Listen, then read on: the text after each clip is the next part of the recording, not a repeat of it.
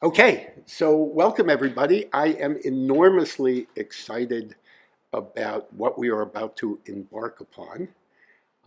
It is something that I know that some of you have learned before. Hopefully, this will be something of a little bit of a different approach.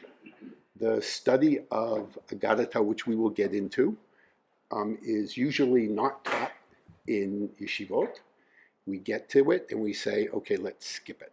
And we'll move on to something a little bit more serious. And we're actually going to talk about that too. Is this the lecture at 7 o'clock? This is the shiur at 7 o'clock. All right.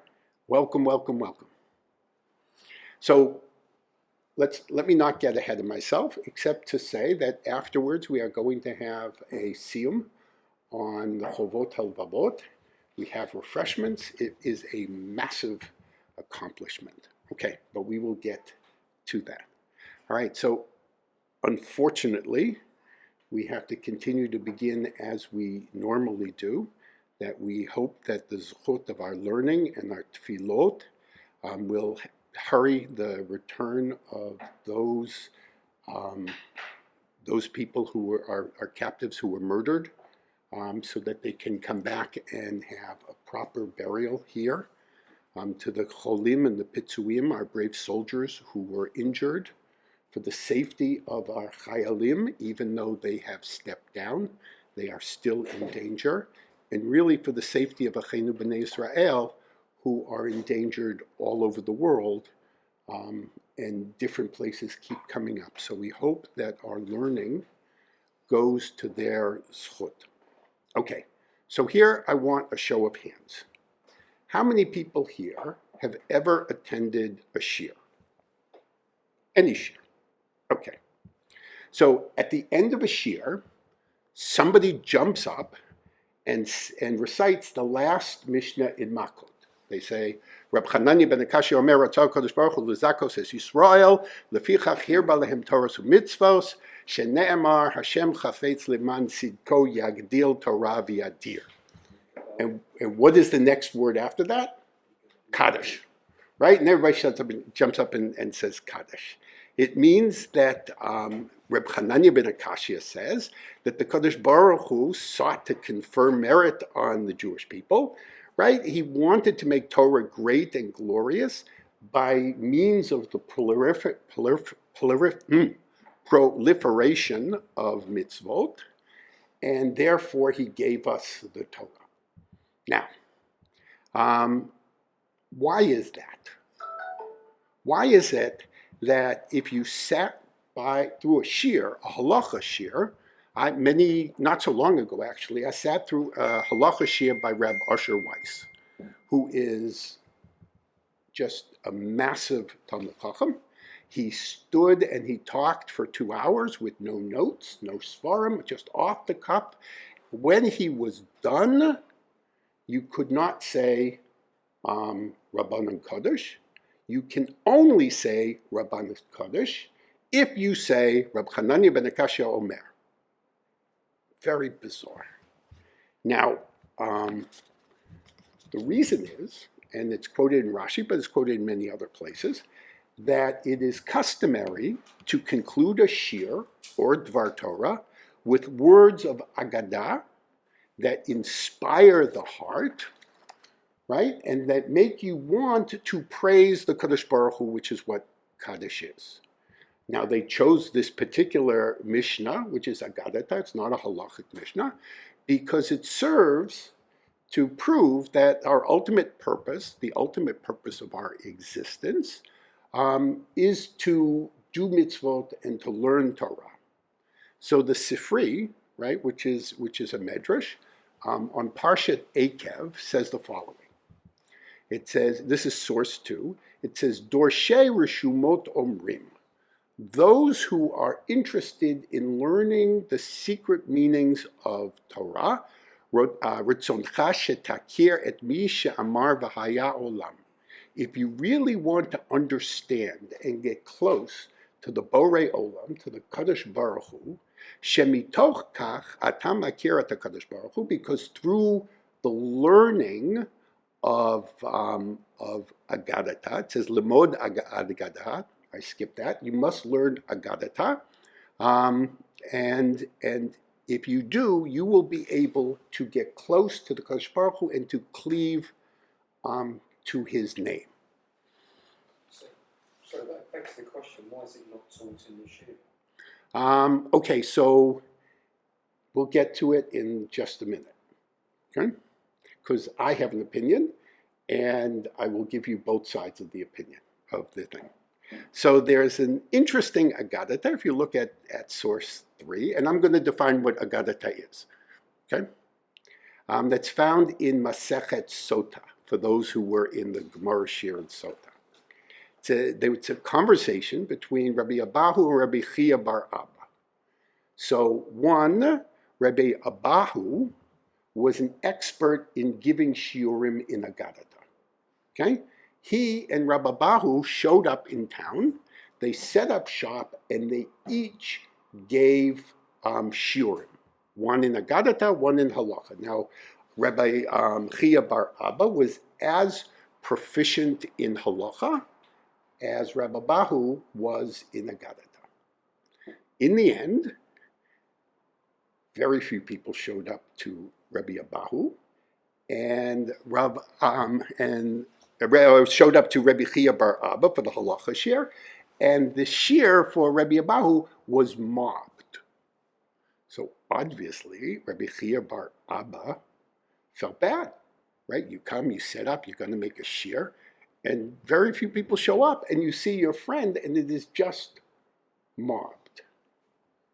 So what Rabbi Abahu says, he says, I'm going to tell you a parable, what this is akin to. He says, and I'm just going to read the English, he says it's incomparable to two people, one who sells precious stones, and one who sells small items, tzidkit. Upon whom do the customers spring? Don't they spring upon the one who sells the small items? Okay, so you now have to ask yourself the question, what does that mean? What was he saying? Wait, the way it's usually explained, and this is why I think it is not really taught, it's not taught in yeshivot, is that what Rabbi Abahu was saying is, you teach lofty and important matters that don't attract many people. You know, everybody comes to me because I teach trifles. I'm just going to teach stories, right? And the implication of that is that aggaditah is entertainment for the masses, right? You have a maggid coming telling stories, and you have somebody who's going to give a very complicated halacha shiur. Most of the people are going to come to the aggaditah. Surely, it appears in the Talmud, and therefore it should have as much credence as halacha. You are absolutely correct, and we will get there, because we will get there. So, this way of understanding it, which is usually the way it's taught, illustrates that halacha, if you're going to put it on a scale, is weightier and more important than aggaditah, right? In other words, serious people go to you, to the halacha, and simple people who like stories come to me. A very, very, very strange story, right? Because given that Rabbi Abahu was somebody who dedicated his professional life to teaching aggaditah, and let's assume that he's not an entertainer, right? But he's a very serious Rav. Why would he deprecate what he dedicates his life to teaching and to learning, right? Does he really believe it? Or is he trying just to placate Reb Chia bar Abba, because the Gemara says he was insulted? So there are two ways to understand this story, right? So one is found in the Eitz Yosef. These are all going to be new commentaries to you. This is Chanok Zundel ben Yosef, who was a 19th century Talmudist from Bialystok. So he wrote commentaries on the Ein Ya'akov and on the Medrash Rabbah. And he says, he isn't placating Rabbi Chia bar Abba. He isn't saying that learning aggaditah isn't equal to learning halacha. What he is saying is the lessons of aggaditah are easier to grasp and therefore more popular than sitting through a halacha shiur. There's another approach that I like better, and that's based on, he says there, minei tzidkit. They are types of vessels, right? I mean, things that everyday people need. They're small wares. They're small craft items that people need in their daily lives. The metaphor then becomes that halacha, albeit lofty and invaluable to the study of and the structure of Jewish law, but these tzidkit, these daily needs of the people, are the spiritual and ethical sustenance that we need to conduct our everyday lives. How to have faith, how to treat other people, finding meaning in suffering, and connecting to the Kadosh Baruch Hu in a very personal way. You know, both of them are essential, but one is needed constantly, and this is a profound defense of aggaditah, not a dismissal. If you need more proof, the Zohar brings this that says, Atu ledhar dehave be bal agadah. So Rabbi Abba and Rabbi Yaakov were traveling on the road, and they came to a place where there were masters of aggaditah, right? Places where people have really learned the meaning of the aggaditah. And it says that their faces shone like the sun, which, by the way, should be resonant to the Chovot HaLevavot crew. It says Rabbi Yaakov and others with them said to Rabbi Abba, "Who are these people, right? Who were luminescent?" Rabbi Abba said to them, "They are masters of aggaditah who see every day the light of Torah as it truly is." Right? The reason this should ring a bell is that Ibn Pekuda in the Chovot HaLevavot says that one way to identify somebody who is truly an Ohev Hashem is their faces glow. And he brings the example of Moshe Rabbeinu. Right? Picture him coming down, glowing from carne or rays of light. Right? When you can plumb the depths of what these so-called stories are, it is transformative. Okay, so why am I bringing all of this? And it's because aggaditah gets a bad reputation, just as stories and midrashim to amuse us, maybe to give us a quick Devar Torah on the Shabbos morning.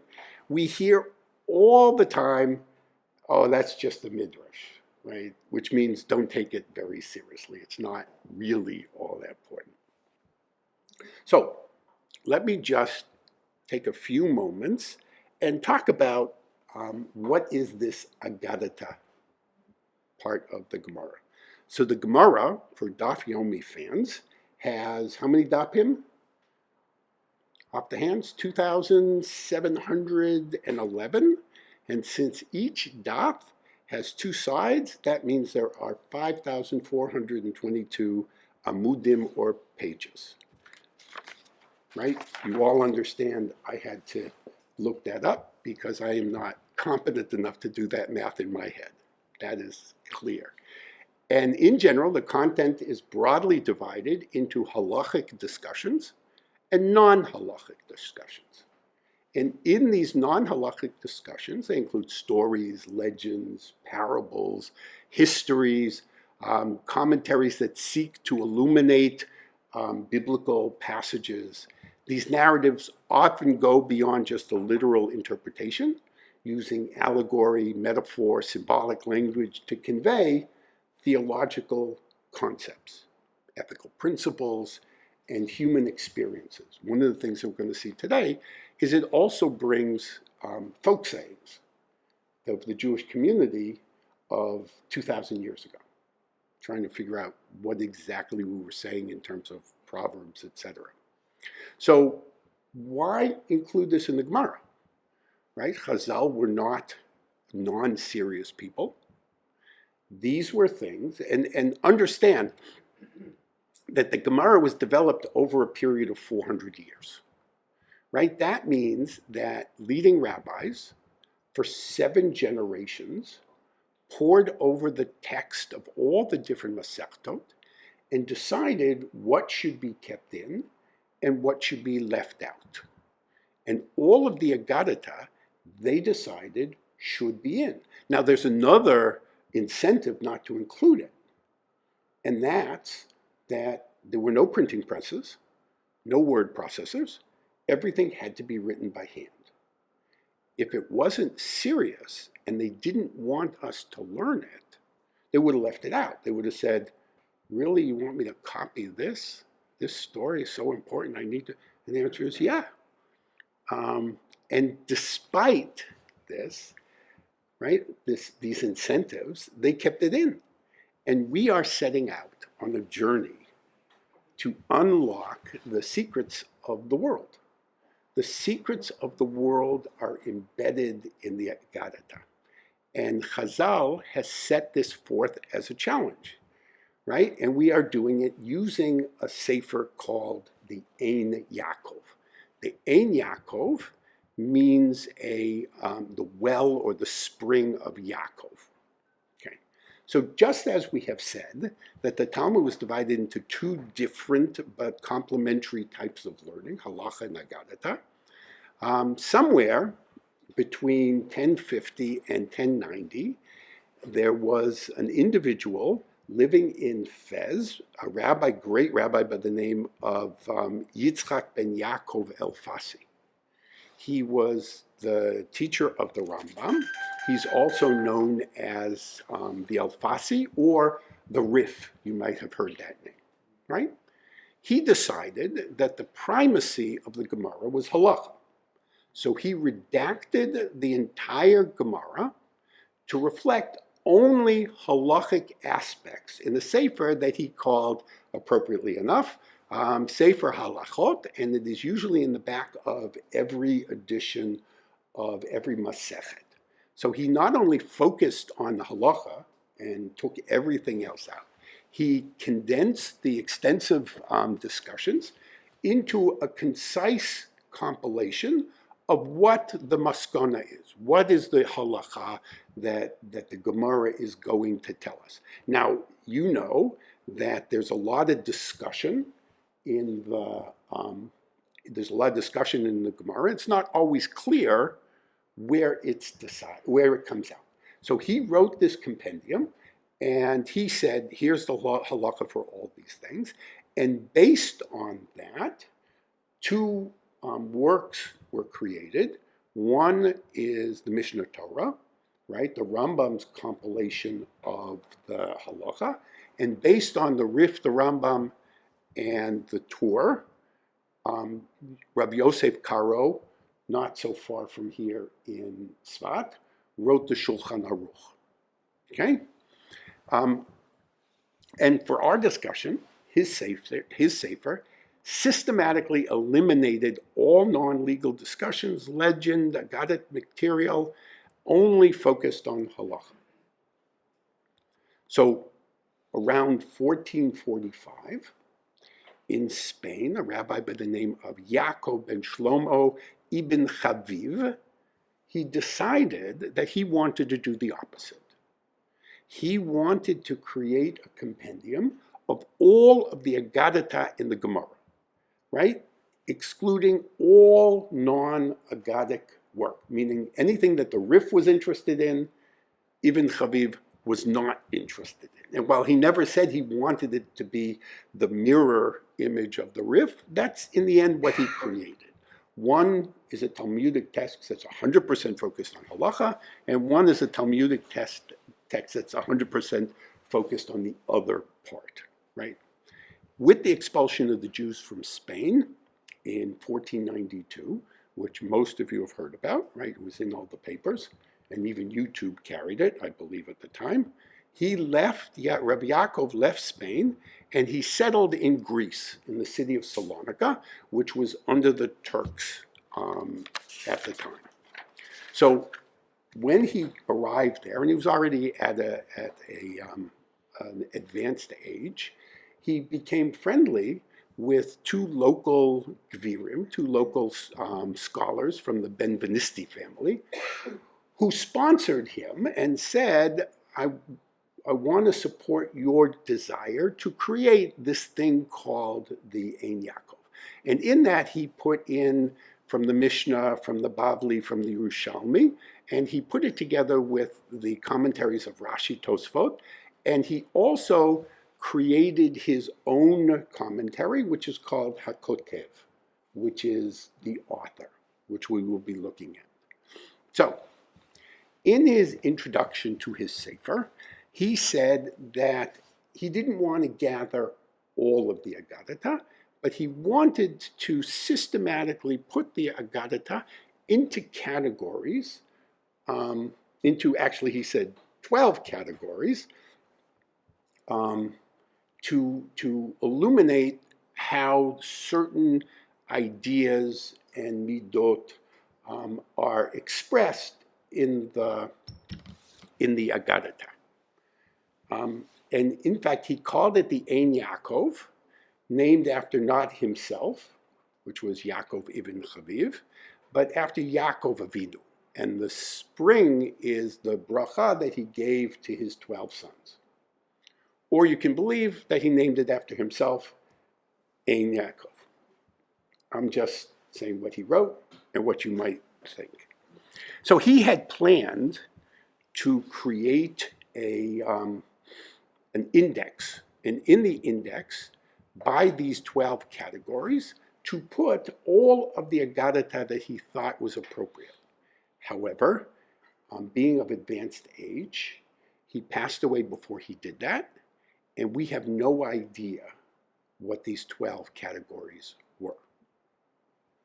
However, we are an inventive people, and through the years, people have come up with categories that they think really typify all or most of the aggaditah. So let me give you 3. So one is from the Würzburg Rav. This is his list of 10. So one is Emunah, the other is Yirat Shamayim, the other is Ahavat Hashem, Torah study as a mitzvah, Tshuva, Midot, right? The kind of character traits we need to live by, Chesed, Din, justice, Bitachon, and Olam Haba, which reads like the 10 gates of the Chovot HaLevavot. Rav Yaakov Emden, the Avet, has 4. He says that it has to do with prophecy and revelation, ethics, right? Geula and Tchiyat HaMeitim, right? Redemption and resurrection, and Hashgachat Pratis, how God operates in our land, in our lives. So I'll give you one more, and this is based on somebody who added to the Ein Ya'akov, because the Ein Ya'akov we have in front of us is not the Ein Ya'akov that Ibn Chaviv wrote, and he has 12. So he has mysteries of creation, ethical lessons, angelic and demonic forces. We're going to have a lot of that in Sefer Bereshit. Reward and punishment in Olam Haba, Tshuva and Rachamim, Torah as light. Now he was something of a Kabbalist, so he also talks about Or HaGanuz, he felt was a category. National history, we certainly have a lot of that. And personal midot, we have prayer and prophecy, hashgacha in daily life, and hints to the Mashiach. So, before we start, we have just a little bit more to tell you that since he did not live to complete his works, what that means is that he was able to cull out all of the aggaditah he wanted in the 37 Masechtot in the Bavli, But he only succeeded in writing his Perush, called the Hakotev, for the first two Siddharim, meaning Zra'im, which according to the Bavli has only one Masechet, Berachot, which is what we're going to be learning, and Moed, which is the holidays. His son, right, the Ralbach, Rabbi Levi ibn Chabib, he put together the rest of them, but he couldn't find any notes from his father, so he wrote his own commentary. Interesting, he didn't name it. A lot of times you have people who name it. He just put it as a gloss on the side, and later on they just call it Be'orim Me'ed Beno Hamaral Chaviv, that it is just glosses and notes from his son being Yaakov ibn Chaviv, Meharav Levi Chaviv. Over the centuries, which is how we have the Sefer today, others have added aggaditah that were left out, which included other glosses, interpretations, etc., that we will be looking at. So this is the world we are entering into. So let me take a moment to talk about the shiur and what I would like to do together, right? One is that I will send out before all of the sources. The sources will be completely self-contained. If you look, things that are in grayed out, that is the text of the Ein Ya'akov. I will always provide, any source I provide will be translated into English, sometimes via ChatGPT, but it will be provided so that it is accessible. And the other thing is that since this is a redaction of the Gemara, it is unlike the Chovot HaLevavot, which was one work that builds on each other. These are going to be different topics and insights, and every shiur, knowing myself, every other shiur, is going to stand on its own, right? So that I know people are mobile and travel, so I don't want you to think that because you have been traveling or away, that you can't come back because you missed too much. Because every shiur is going to be focused on a different issue. And I have been asked about Zoom.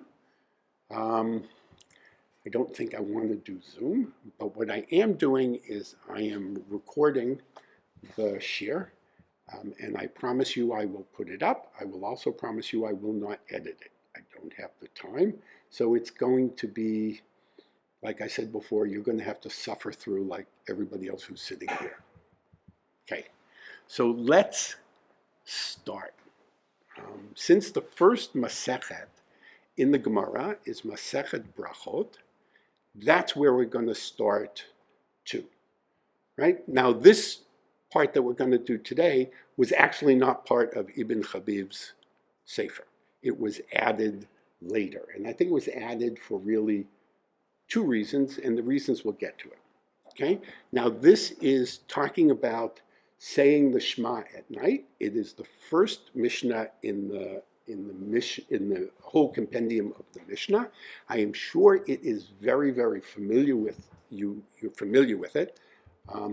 All of the halachic parts, even though I'm going to read it, we're going to skip. We're going to go to the aggadic part of it. So it says, "Me'ematai korin et Shema ba'arvin."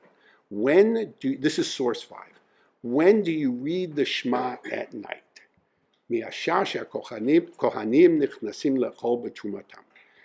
the time that the Kohanim enter to eat their truma, ad sof hashmura harishona, until the end of the first watch. This is the opinion of Rabbi Eliezer. Chachamim omrim, Chachamim are the majority opinion of the rabbis in the yeshiva, ad chatzot, until, I'm going to say midnight, but it's not really midnight. We'll talk about how the day is calculated, but you take dark, you divide it into 2, and at the end of the 6th hour, or you divide it into 12, and at the end of the 6th hour, that's the middle of the night. In November, they're longer because night is longer. In the summer, it's shorter because night is shorter. So this is what chatzot means. Rabban Gamliel Omer, Rabban Gamliel says, Ad sheyaleh amud hashachar, that it says you should say it at night, and you can say it all the way until night ends. Amud hashachar is dawn. Okay? How that's calculated is not important for now. So here's what's important. So we have 3 opinions, and now we have a story. Very strange story. Maaseh uba'u banav mibeit hamishte. So the sons of Rabban Gamliel came back from a wedding. Mishteh comes from the word shoteh, to drink. It is a place where you've been drinking wine. Okay? So there's a question about what exactly is the mishteh. Is it any party or is it a wedding? Most people assume it's a wedding. Okay, so they come back from a wedding, Amrulo, and they said to him, Rabban Gamliel, Lo karinu et hashma. We had not read the Shema yet. Amar lahem, and he says to them, now obviously they came after Chatzot. It must have been a very good wedding, and I don't want to say they staggered in, but they came home late. Amar lahem, and he said to them, Im lo Allah amud hashachar chayavim atem likro. If it is not dawn yet, you still have to say Shema. Chayavim likro. Ve'im zu below zu bilvad, and he says, not only this, I'm going to teach you something else. Ela kol ma she'amru chachamim ad chatzot. Whenever the chachamim say that a mitzvah has to end by midnight, mitzvatan ad sheyale amud hashachar. You can really go until the morning, right? So it says, im kain, if that's the case, why did the chachamim have this position? Lama amru chachamim ad chatzot. Why did the rabbi say until chatzot? Kidei laharchik adam meha avera. So it is a siyag that you don't make a mistake, you don't fall asleep, or you don't get too close to the edge, that you actually do the mitzvah after dawn. Now, I know I promised you that this was not going to be a halacha shiur, and I know that everybody is sitting here saying, this is a halacha shiur, right? I want my money back. So, we have 3 opinions. We have Rabbi Eliezer. He's here not for his opinion, but for something else we'll get to next week. We have Rabban Gamliel, and we have the Chachamim, right? And why is this here? I don't know, maybe because it's the first story and they decided to put it in. It introduces this term of night watches, but let's take a detour here. One of the things that when you learn Gemara that we're not going to do is assume that the personalities are just people with names attached without any kind of background in terms of why they say what why they say what they say, and what's the historical background, and why is it important. But in this case, we need to know that to understand how crazy this story is, right? Because right now, everybody's sitting here going, I don't think this story's crazy. It seems pretty straightforward. But wait a minute, okay? So, Rabban Gamliel, or as he's known in the academic circles, Gamliel II, he came from a storied background. He was a descendant of Hillel. He was the grandson of Gamliel I, who was the head of the Sanhedrin when the Beit HaMikdash was built. He was the successor of the yeshiva in Yavne after Rabbi Yochanan ben Zakkai. If you recall the story, after the destruction, or before the destruction of the Beit HaMikdash, Rabbi Yochanan ben Zakkai was brought out in a coffin, right? Kind of like, what was the movie? It wasn't The Man in the, no. The French one where the Count of Monte Cristo, right? Like the Count of Monte Cristo, he meets with Trajan and he says, you can destroy the Beit HaMikdash, but give me Yavne and its rabbis. So they agree. The Beit HaMikdash was destroyed, and all of Yiddishkeit that we know today is based on what happened at that yeshiva. And Rabban Gamliel was in charge of that yeshiva. Now, one of his major tenets, one of the things that he is most strong about, he understood we were going to go into a terrible, terrible, terrible galut. And we needed to be unified. We needed to practice one Yiddishkeit. And he unified tefillah. He unified Berachot. He ended the Sadducee, the Tzdukim, the Beit Shammai, Beit Hillel. Right? There was only going to be one halacha, to the point where he embarrassed one of the greatest rabbis of his generation. We'll get to that story. He also put his brother-in-law into cherem for disagreeing with the one path. Okay? Now, the fact that you can go anywhere in the world and go into any shul and feel at home and know there are differences that have come up, but by and large, right, you feel home at any shul you go. It is due to Rabban Gamliel and what he imposed on the Jewish world.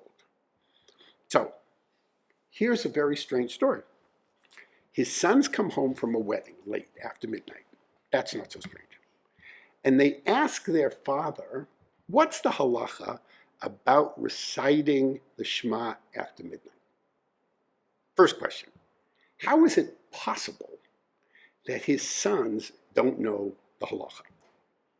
Right? How is that possible? Right? I mean, that's just not possible. Right? How is it that they didn't know that the Chachamim, right, the sages as it's translated, which hold the majority opinion, say you can't say it after midnight, right? Avar zmano batel korbano. It's an expression that says you miss the time, you lose the korban, right? Your korban is not, and it says, how is it possible that they didn't know that? How is it possible, on the other hand, that they didn't know what their father's position was? They come home from a wedding and they say, we're befuddled. What's the halacha? What's your position? That must have been a hell of a wedding. Right? I mean, on the other hand, I just made a big play about how Rabban Gamliel insisted on only one way, that we're not going to deviate because we're not going to survive. Rabban Gamliel, who is the head of the yeshiva, knows how the yeshiva paskind, which was ad chatzot. So how is it possible that he says, we don't have to listen to the major opinion, follow my opinion? Does that make any sense to you? Right? What he should have said is, it's past midnight, that's the halacha, you should have davened at the wedding, right? I can't help you. That's what he should have said to his sons. But he doesn't. So what do we do with this story? Now understand that when you learn this as Gemara, nobody talks about this story. They go, oh, okay. There's a point of the story that they talk about at the end. And we will talk about that point at the end. Okay. So do you see the problem with this story? Now understand this is the first Mishnah in the entire Gemara. Right? So all of a sudden, in the first Mishnah, you've got an issue, right? Anyway. So I think the purpose of the story is to ask the question, how could it be that Rabban Gamliel, the poster child for unity and consistency, to state his own opinion and to assert that his opinion is the correct one. So his answer is that he's answering a different question. He said that everybody understands that this is a Torah mitzvah and you can say it until dawn, right? He says that's the position of everybody. He says the Chachamim have told us something else. They said when it comes to mitzvahs from the Torah, we need to be extra special careful to make sure we either don't miss the opportunity or make a mistake and go beyond. And so he would say, if they had asked him at 11:59, can I say this in an hour? He would have said, no, you have to say it now. But when they're looking at the possibility of losing a Torah mitzvah, and in his days, like in our days, there were not many Torah mitzvahs around. Right? With the loss of the Beit HaMikdash, we lost a tremendous amount of Torah mitzvahs. And he says, with the loss of a Torah mitzvah, if you are really stuck, don't do this unless you have to, but you can do it until dawn. Right? So that's what he is saying. However, he says it's in principle, right, that we have to follow the Chachamim, but under duress, there are times when you can overlook a siyag, right? A siyag is a fence, to complete a Torah mitzvah. He then gives us two examples that are strange, because he says not only that, but here are two mitzvahs that also fall in that category. The two mitzvahs are, one, burning the leftover pieces of the korbanot on the mizbeach at the end of the day. Imagine the Beit HaMikdash working and all of the sacrifices that they had to do all day. You had things that needed to be burned on the mizbeach, but there wasn't time or space on the mizbeach to burn them. So you burnt them at night. But you had to be done by dawn. The other thing that he brings is that if you have a korban that you can eat for a day, you have until dawn to finish it. And if you don't finish it by dawn, right, you transgress a dioraita mitzvah. So the Chachamim say until midnight. So, why is this two strange examples to bring? So, Rabban Gamliel was 20 years old about when the Beit HaMikdash was destroyed. That's the year 70. He became head of the yeshiva at Yavne about the year 80, and he remained so until 110 or 115. So why bring these examples when there's no Beit HaMikdash? Not only was there no Beit HaMikdash, but the Beit HaMikdash wasn't even there for 50 years.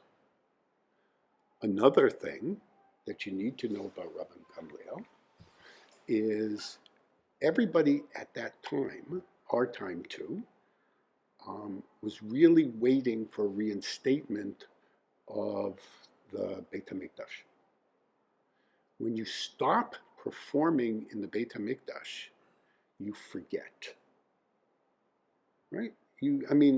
I forget from minute to minute, but when you need to preserve it, it's going to be top of mind all the time. Now this mitzvah, just by the way, applies to us too. When does it apply? What? Pesach. So we have to eat the afikomen by chatzot because the Pesach sacrifice could be eaten until dawn, but the Chachamim tell us that anytime it says until dawn, I'm only going to give you till Chatzot to finish it, because I don't want you to transgress eating the Korban Pesach. So when you're in the middle of your Seder and you're just at dessert and somebody looks at their watch and they say, oh my God, we got to finish up, right? Don't have tea till later, just eat the afikoman. It's because of this, right? That's really the only thing in the Shema that applies to us as well. But this idea of a siyag we do all the time, right? We light Shabbos candles at 18 minutes before Shkia, because we don't want to run into problems. The 18 minutes is an estimate. There was a sefer that was put out that was given to me by a friend on the practices of Dutch Jewry. In fact, I gave Dion the sefer, and in that book, it says that the custom of Dutch Jewry was to light candles 11 minutes before Shkia, because at the time, Dutch Jewry was so poor that the additional few minutes made a difference. So it's not a question of 18 minutes, it's a question if you have to leave yourself enough time, so that you don't run into trouble. Because you have a lot of people who kind of just slide under the tag and anyway. Okay, weiter, let's keep going. So now, we're going to continue with the Ein Ya'akov, source 6, and we're going to see how this idea, in terms of preserving the Beit HaMikdash idea, plays out. So we said in the Mishnah that when do you say Shema at night? And we say when the Kohanim come in to eat their truma. Really? I had a friend who lived in Phoenixville, Pennsylvania, and his family lived there forever. Phoenixville, Pennsylvania now is a big metropolis, part of Philadelphia. At the time it was like cow country. And he would say things to me like, oh, if you want to get there, take a right where the drugstore used to be. Right? Really? Just tell me the name of the street where the drugstore used to be. Or, there's a red car parked there. I saw it there this morning. Take a right at the red car. What kind of crazy thing to the Mishnah to say, when do you say the Shema at night? When the Kohanim, I wasn't talking about Kohanim. Because the answer is, the answer to the question is, Tzeta Kochavim, when you see 3 medium stars linked together, that's halachically night.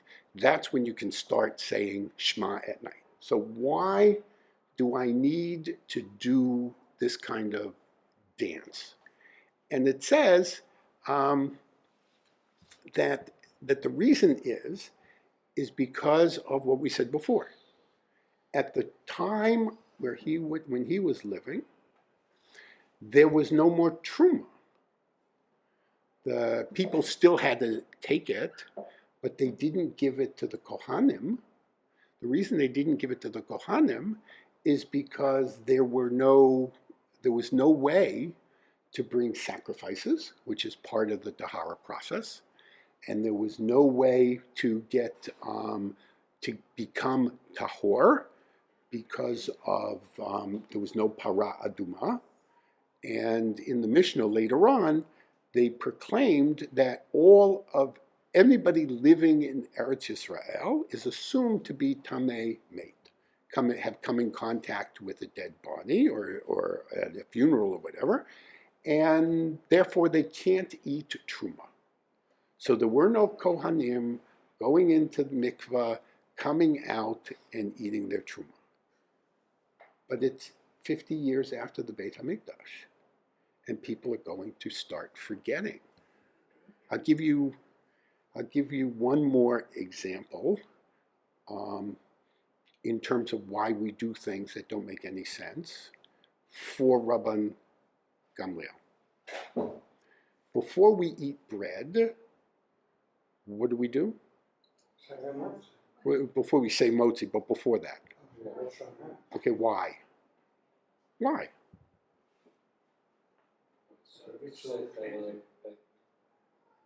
So, it's this.